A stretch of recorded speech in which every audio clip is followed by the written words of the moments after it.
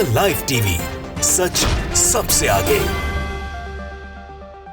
नमस्कार, मैं हूं रंजीत झा और आप देख रहे हैं द लाइव टीवी। इजराइल और गजा की जंग अब समुद्र तक पहुंच गई है। खुल्लम खुल्ला बड़े स्तर पर स्ट्रेटेजिकली यमन के जो हूथी हैं वो गजा के सपोर्ट में जंग लड़ रहे हैं। इजराइल की हालत खराब कर दी है और दुनिया भर में इसका असर होने लगा है। लेटेस्ट अटैक यमन के हूथियों ने एक और समुद्री जहाज पर किया है। कुछ लोग कह रहे हैं कि ये ब्रिटिश ऑयल टैंकर्स है, लेकिन इसकी सच्चाई कुछ और है। फिर भी घटना तो घटी है। जरा देखिए लाल सागर का यह दृश्य है। धू धू कर जलता हुआ एक समुद्री जहाज आपको बीच समंदर में दिखाई पड़ेगा। जलकर खाक हो रहा है। इसकी ये स्थिति हो गई है और ये सिर्फ और सिर्फ यमन के हूथियों ने किया है। क्यों किया है इसको लेकर हम कई बार आपको बता चुके हैं, लेकिन इस जहाज से उठते काले धुएं की गुबार को नेतन्याहू भी महसूस कर रहे होंगे और दुनिया के वो तमाम देश महसूस कर रहे होंगे जिन पर यह जिम्मेदारी थी कि वो इजराइल को रोक सके, जिन पर यह जिम्मेदारी थी कि गाजा में कत्लेआम बंद हो। वो इसके लिए पूरी कोशिशें करें, इजराइल को अगर चाहे तो रोक दें। अमेरिका के ऊपर भी यही सवाल उठता है। दरअसल यमन के हूथियों ने तो यही कहा था कि लाल सागर से अगर व्यापार करना है, सुएज कैनाल होकर गुजरना है, दुनिया के किसी भी जहाज को जिसे इजराइल की ओर जाना है या फिर इजराइल का कोई भी कार्गो अगर दुनिया के किसी भी देश में जाएगा वो तभी जा पाएगा जब इजराइल के प्रधानमंत्री बेंजामिन नेतन्याहू फिलिस्तीन की शर्त मानेंगे, गाजा में युद्ध विराम करेंगे और उन्हें उनका हक देंगे। नेतन्याहू तो कसम खाए बैठे, हम तो गजा को बर्बाद कर देंगे। बदले में वो जंग किससे किससे मोल ले रहे हैं। गजा में हमास के लड़ाके इजरायलियों की हालत खराब कर रहे हैं। लेबनान से हिजबुल्लाह का अटैक ताबड़तोड़ जारी है। पता चला कि 200 मिसाइल तो इन 3 दिनों में इन लोगों ने दाग दिए हैं। और फिर सीरिया का भी अटैक हुआ है।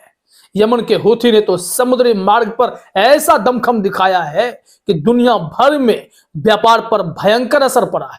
महंगाई बढ़ रही है, यह सबको पता है। 18% तक जो शिपिंग से इकोनॉमी है, ग्लोबल इकोनॉमी, उसमें डाउनफॉल देखा गया है, उसमें रेवेन्यू में डाउनफॉल देखा गया है और खुद इजराइल को भी भयंकर नुकसान हो रहा है। बीते कुछ दिनों पहले तक 23% का नुकसान शिपिंग मार्केट से इजराइल को हो रहा था। इस वक्त इस वीडियो को शेयर कर साइलेंस सर्स ने ट्वीट में लिखा है कि यह ब्रिटिश ऑयल टैंकर है जिसमें आग लगी है। लेकिन जो हमारे पास एक रिपोर्ट है, रिपोर्ट के मुताबिक ये सिंगापुर बैनर तले चलने वाला डेनिस समुद्री जहाज है। अब इसे हम दिखाते हैं कैसे है, पहले इनको देख लीजिए। ट्वीट उन्होंने लिखा है, British oil tanker ablaze off the coast of Hodeidah Yemen following a missile strike, the situation is rapidly developing in the maritime region. जो मैरीटाइम का क्षेत्र है वहां पर अब सिचुएशन बिगड़ते जा रहे हैं क्योंकि एक बार फिर से मिसाइल अटैक हुआ है, यमन ने किया है और ब्रिटिश ऑयल टैंकर को उड़ाया है, इनका यह कहना है। लेकिन चलिए हम आपको दिखाते हैं एक रिपोर्ट जिसमें यह स्पष्ट हो जाएगा कि यह जहाज जो टारगेट हुआ समुद्री जहाज वो कहां का था। यह है हमारे पास रिपोर्ट सीबीएस न्यूज की। इसमें जरा देखिए अपने स्क्रीन पर हेडलाइन में क्या लिखा गया है कि पेंटागन का कहना है, यह अमेरिकी इंफॉर्मेशन है कि पेंटागन का कहना है कि हौथी नियंत्रित यमन से दागी गई मिसाइल ने लाल सागर में व्यापारिक जहाज पर हमला किया है। अब वो जहाज कहां का था इस खबर में आप समझ जाएंगे। जरा देखिए अपने स्क्रीन पर इंफॉर्मेशन सीबीएस न्यूज ने क्या दिया है। अमेरिकी अधिकारियों ने कहा कि लाल सागर में गश्त कर रहे एक अमेरिकी विध्वंसक ने शनिवार को यमन के हौथी नियंत्रित क्षेत्रों से दागी गई 2 बैलिस्टिक मिसाइलों को मार गिराया जब वह एक रिपोर्ट का जवाब दे रहा था कि एक वाणिज्यिक जहाज खुद एक मिसाइल से मारा गया था। यहां पर अमेरिका का कहना है कि उसने रोकने की कोशिश की है, लेकिन अमेरिका की सच्चाई भी हम आपको बताते हैं।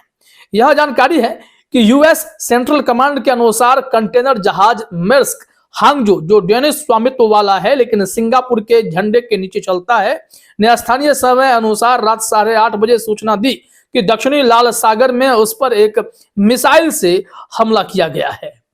अब यह अटैक जो है सीबीएस रिपोर्ट के अनुसार सिंगापुर के झंडे के तले चलने वाले जहाज पर टारगेट बताया गया है।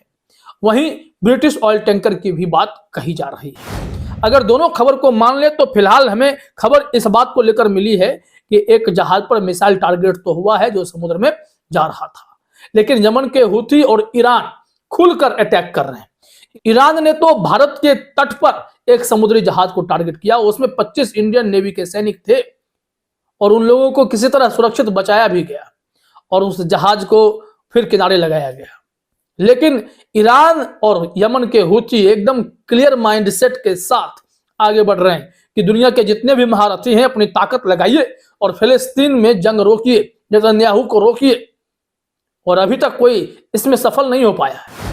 इसको लेकर समुद्र के रास्ते को ब्लॉक कर यमन के हुथियों ने दबाव बनाने की कोशिश की है। अंतरराष्ट्रीय स्तर पर दुनिया के कई देशों को भारी नुकसान होने लगा है। तमाम ऐसे दुनिया भर के देश जो इंपोर्ट एक्सपोर्ट करते थे उन्होंने अपना रास्ता बदल लिया है, जिससे महंगाई बढ़ी है। अब जहां उन्हें जाना है उन्हें दूसरे मार्ग का चयन करना पड़ रहा है, जिसमें बताया जा रहा है कि कितना हजार तक समुद्री माइल्स डिस्टेंस बढ़ चुका है, जिससे महंगाई बढ़ रही है। अब इस रिपोर्ट ने कहा है कि यहां पर स्थिति एकदम से बिगड़ गई है। यमन के हुथी किसी को छोड़ने वाले सिचुएशन में दिखाई नहीं पड़ते हैं। वो लगातार जंग लड़ रहे हैं, गजा के सपोर्ट में लड़ रहे हैं। यहां पर सीबीएस न्यूज के अनुसार यह भी दावा किया जा रहा है कि पेंटागन का कहना है कि उसने उन जहाज की रक्षा भी कर ली है, लेकिन धू धू कर जलता हुआ जहाज सच्चाई तो छिपा नहीं सकता ना। अब जरा इसमें देखिए, ईरान ऑब्जर्वर ने यूएस नेवी की सच्चाई बताई है। लिखा हुआ है, 2 US Navy amphibious ships leave the Red Sea despite continuing Houthi attacks. Amphibious ships are used for deployment of Marines on the ground. USA has clearly no plans to wage a war in Yemen. यहाँ ये breaking information है कि 2 US navy का जो amphibious ship है वो red सी छोड़कर जा रहा है, जबकि हुथी का हमला लगातार जारी है। और एम्फीबियस शिप वो होता है जो मैरिन्स को जमीन पर डिप्लॉय करता है। यहां पर यूएस ने साफ कह दिया है कि हमारे पास कोई प्लान नहीं है कि हम लाल सागर में यमन के हुथियों से जंग लड़ें, क्योंकि जिन देशों को अमेरिका ने इकट्ठा किया था प्रोस्पेरिटी गार्डियन के लिए, उन सब ने हाथ खड़े कर दिए, कोई भी इनके साथ खड़ा नहीं हुआ। वहीं दूसरी तरफ पहली बार ऐसा हुआ है कि वेनेजुएला ने भी अपनी पूरी तैयारी की है और एक ऐसी व्यवस्था लगाई है जिससे फिर हड़कंप मचने वाला है। ये विजुअल्स अपने स्क्रीन पर आप देखिए। यहाँ पर आप देखेंगे कि भारी संख्या में स्पीड बोट भी लाया गया है। इस विजुअल में साफ तौर पर देखा जा सकता है, इसे यहाँ पर डिप्लॉय किया जा रहा है। ये क्या है इस ट्वीट से समझ में आएगा। ईरान ऑब्जर्वर ने लिखा है, Iranian weapons have been deployed in Venezuela. The Venezuelan army has deployed Zolfaghar speed boats equipped with anti ship missiles to deter a British Navy warship. The Venezuelan armed forces are the first Latin American armed force to have armed drones in their inventory and they have built a drone factory with Iranian help. यहाँ बताया जा रहा है कि Iranian हथियार को Venezuela में deploy किया गया है।